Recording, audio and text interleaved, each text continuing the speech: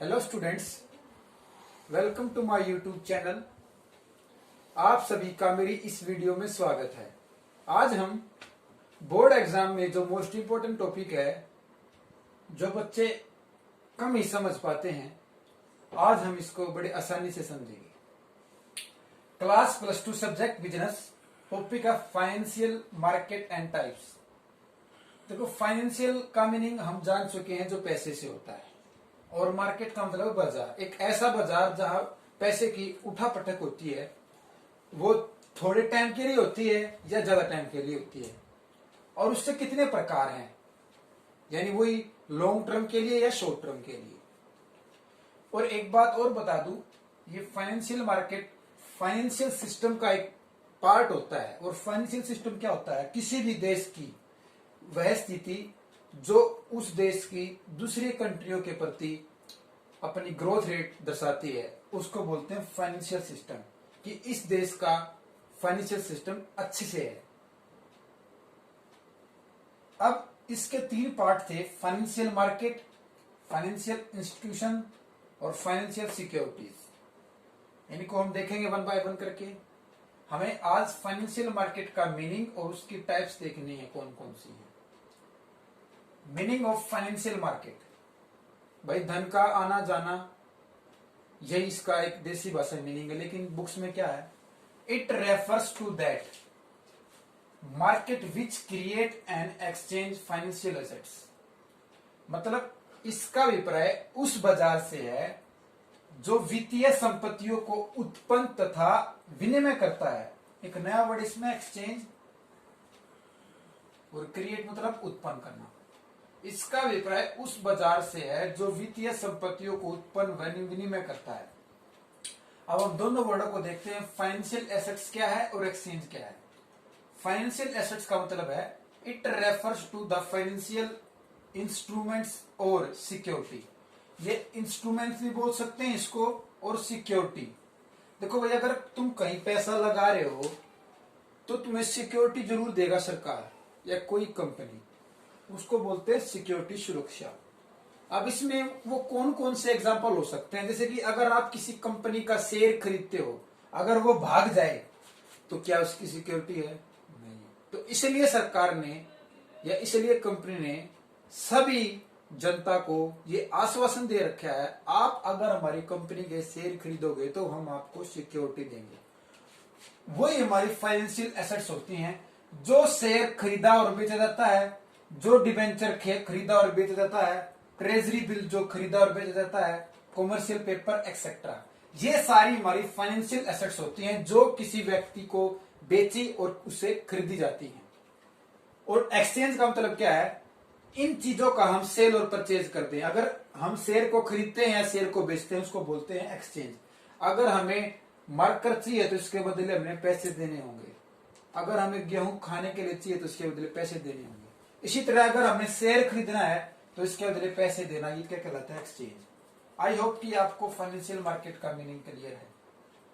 अब हम इसके सिस्टम के बारे में बताया था कि किसी देश की फाइनेंशियल सिस्टम जितना अच्छा हो, अगर वही बात छोड़ो देश के, अगर आपका घर का फाइनेंशियल सिस्टम अच्छा है तो आप औरों से अलग दिखाई दोगे, क्योंकि गाड़ी में घूमोगे, खुद की गाड़ी, अच्छा खाना खाओगे, अच्छे कपड़े पहनोगे ब्रांडेड, तो आपकी वो स्थिति दिखाता है कि आपके घर की फाइनेंशियल पोजीशन बहुत ज्यादा अच्छी है।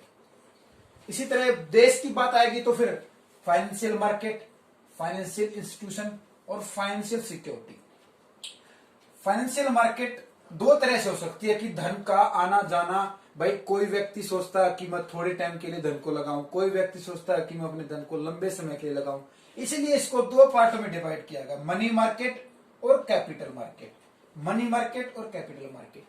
फाइनेंशियल इंस्टीट्यूशन, बहुत सारे इंस्टीट्यूशन हैं, देखते हैं इनको वन बाय वन करके पढ़ेंगे।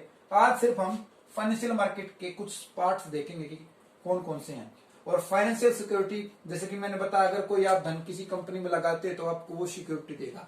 उसके तहत एक एक्ट बनाया हुआ है सेबी का और स्टॉक एक्सचेंज का। अब देखते हैं फाइनेंशियल मार्केट हमारी कौन कौन सी है। मनी मार्केट और कैपिटल मार्केट, यानी मुद्रा बाजार और पूंजी बाजार। देखो, मनी मार्केट का मीनिंग एक सिंपल वर्ड में कह सकते हैं हम, एक वर्ष के अंतर्गत जो हमने पेमेंट वापस करनी है अगर किसी से कुछ खरीदा है, उसको बोलते हैं money market. It refers to that market where transaction in short term security are made. कि मतलब इसका अभिप्राय ऐसे बाजार से है जिसमें अल्पकालीन प्रतिभूतियों का व्यवहार किया जाता है। अगर हमने शॉर्ट टाइम किसी से मनी मार्केट लेना है तो उसका उतने ही टाइम पीरियड, एक साल यानी 365 दिन से पहले उसकी पेमेंट कर देनी है। ये हमारी सरकार कहती है, ये हमारी कंपनियां कहती है। अब ये सिक्योरिटी कौन कौन सी हो सकती है, जैसे कि इसमें क्या था, शेयर, डिबेंचर, कमर्शियल पेपर। इसमें मनी मार्केट कौन कौन सी हैं, आपके बोर्ड एग्जाम में पूछा जाएगा। मनी मार्केट के कोई 2 सिक्योरिटी लिखो, मनी मार्केट की कोई 4 सिक्योरिटी लिखो। तो आपने कंफ्यूज नहीं होना है, सिर्फ ध्यान रखना है कि वो कौन सी सिक्योरिटी हैं जो 1 साल से कम के लिए हो सकती हैं। सबसे पहला ट्रेजरी बिल। ट्रेजरी बिल होता है खजाना। ये खजाना बिल अगर मैं बताने लगूं तो थोड़ा लंबा हो जाएगा। हम इसके भी आप पर हम एक अलग से वीडियो बनाएंगे हर टॉपिक की। Treasury bill, commercial paper 1 by 1 करके समझाएंगे। एक ओवरव्यू देता हूं क्या है। ट्रेजरी बिल होता है खजाना बिल। और खजाना बिल, खजाना किसके पास है, सेंटर में। और सेंटर कौन है, रिजर्व बैंक। रिजर्व बैंक सरकार को ऑफर देता है कि आप ट्रेजरी बिल खरीदो। और ये ट्रेजरी बिल का टाइम पीरियड कितना होता है, 14, 91, 182 और 364 डेज। इन डेज के लिए ट्रेजरी बिल होता है और सरकार को देती है रिजर्व बैंक।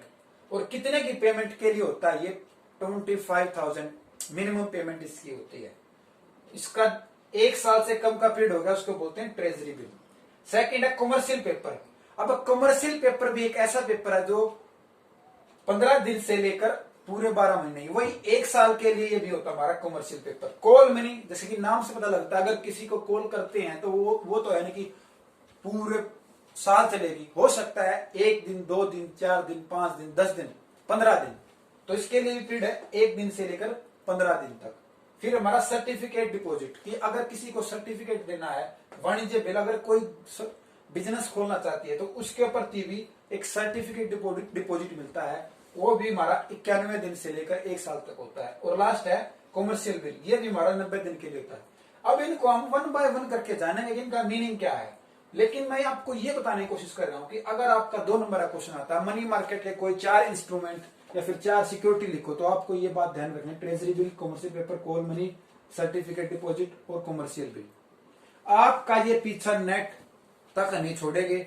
आप बीकॉम में चले जाना, एमकॉम के बाद आप नेट करोगे तो भी आपके क्वेश्चन ये से पूछा जाता है। क्या क्वेश्चन पूछा जाएगा कि ट्रेजरी बिल कितने दिन के लिए होता है, कमर्शियल पेपर कितने दिन के लिए होता है, और इनमें कितने राशि अवेलेबल है। हम उनको अगली वीडियो में देखेंगे।